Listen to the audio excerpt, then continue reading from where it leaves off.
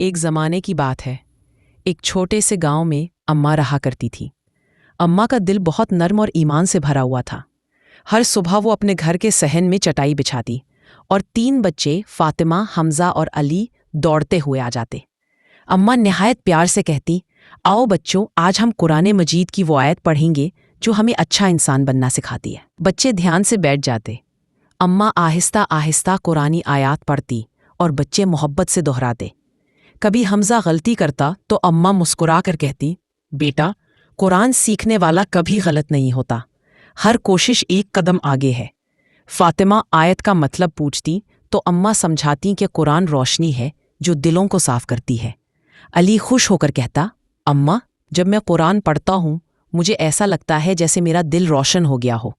اماں تینوں بچوں کو دعائیں دیتی، اللہ تم سب کو قرآن کا نور دے اور تمہاری زندگیاں خوبصورت بنا دے۔ اور یوں ہر روز اماں کے گھر سے قرآن کی آوازیں بلند ہوتی جو پورے گاؤں میں سکون بانٹتی۔